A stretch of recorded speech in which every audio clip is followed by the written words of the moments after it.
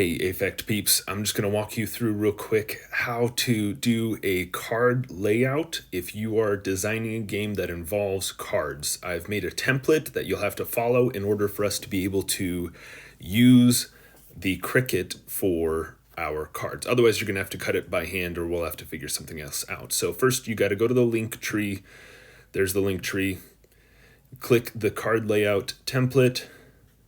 Take you to a Google file and download either the PNG, which is just an image file, or the SVG, which should be editable by any design software you're using. So if you can use that, that's the better one.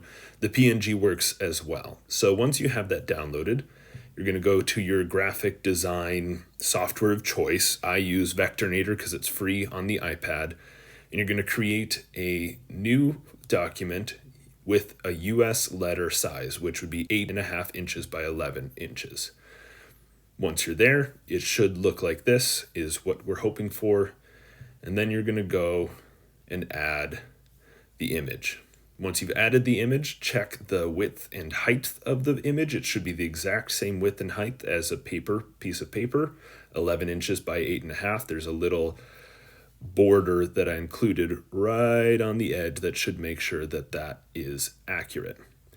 Okay, now once you've done that, there's 3 different colored lines that you need to pay attention to.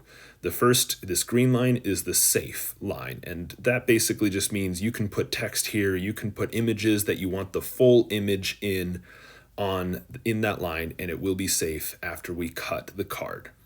The cut line is where we're hoping that the Cricut is going to cut your card. Now, it might be off some, which is why the safe line is so much further in than the cut line, because it might cut a little bit closer than we're hoping.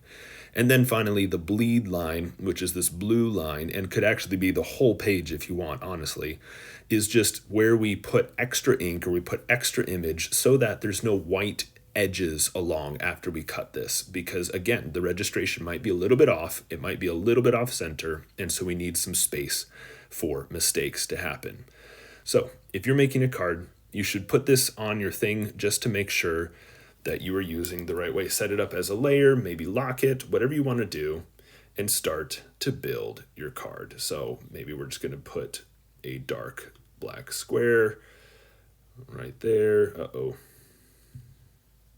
Let's turn off that pink edge. Move this up to the front. There we go. So now everything that's going to be cut is going to be black. And so now maybe the inside of my card, I want to have be a different color. So let's go and make another square like that. And let's do some pretty pink right there. So this is my safe bit. I might create some text within this box. And the text might say, "Hi, I am text. I am here." You can write whatever you want for your card. You might add an image, whatever it is, but this is generally what your layout should look, and you should make it look as much as you can the same throughout all of these. Then when you're making your card backs, follow the exact same guidelines, and we're just going to print front and back, and we're going to make sure that it lines up perfectly. All right, that's a really basic overview of how to use this. If you have any questions, most of you know how to get a hold of me, so let's make it happen.